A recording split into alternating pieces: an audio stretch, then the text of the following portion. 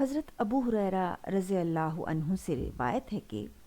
رسول اللہ صلی اللہ علیہ وسلم نے فرمایا، ایک شخص لوگوں کو قرض دیا کرتا تھا۔ وہ اپنے کارندے کو جب اس کی وصولی کے لیے بھیجتا تو اس سے کہتا، اگر تم کسی تنگ دست کے پاس جاؤ تو اس سے درگزر کرنا،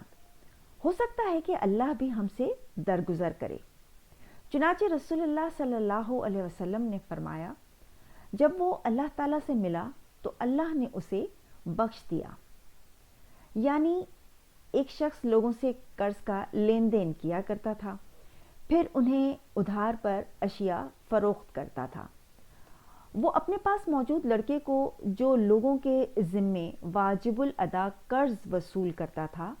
اسے کہتا، اگر تو کسی قرضدار کے پاس جائے اور اس کے پاس اپنے ذمے واجب الادا قرض کی ادائیگی کے لیے کچھ نہ ہو اور وہ اس سے قاصر ہو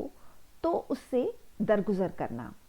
یا تو اسے مزید مہلت دے کر یا مطالبے میں اس سے اصرار نہ کر کے، یا پھر جو کچھ اس کے پاس ہے اسے قبول کر کے، اگرچہ وہ کچھ کم ہی کیوں نہ ہو سکتا ہے اس کی وجہ سے اللہ بھی ہم سے درگزر کرے۔ یعنی اس سے کے بندوں سے درگزر کرنے کی وجہ سے ان کے لیے آسانی پیدا کرنے اور ان سے تنگی دور کرنے کی وجہ سے اللہ بھی ہمیں معاف فرما دے۔ وہ شخص ایسا اس لیے کہتا کیونکہ وہ جانتا تھا کہ اللہ بندوں کو اپنے بندوں کے ساتھ نیک سلوک کرنے پر بدلہ دیتا ہے، جو ان کے فعل کے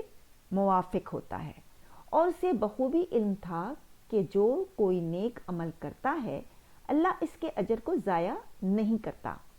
اور جب وہ اللہ کے سامنے پیش ہوا تو لوگوں کے ساتھ رحم دلانا اور نرمی پر مبنی معاملہ کرنے اور ان کے لیے آسانی پیدا کرنے کی بدولت اللہ نے اس سے درگزر فرما دیا، باوجود اس کے کہ اس نے کبھی کوئی نیکی نہیں کی تھی۔ جیسا کہ سنن نسائی کی روایت میں ہے کہ ایک شخص تھا جس نے کبھی کوئی نیک کام نہیں کیا تھا۔ وہ لوگوں کو قرض پر اشیاء دیا کرتا تھا۔ وہ اپنے ہر کارے کو کہتا، جو کشادہ دست ہو اس سے لے لینا اور جو تنگ دست ہو اسے چھوڑ دینا اور اس سے درگزر کرنا، ہو سکتا ہے کہ اللہ ہم سے بھی درگزر فرمائے۔ چونکہ اس شخص نے اللہ سے اچھا گمان رکھا اور اللہ کے بندوں کے ساتھ اچھا سلوک کیا، اس لیے اللہ نے بھی اس کی برائیوں سے درگزر فرمایا۔ اور قاعدہ بھی یہی ہے کہ جزا عمل کی جنس سے ہوتا ہے۔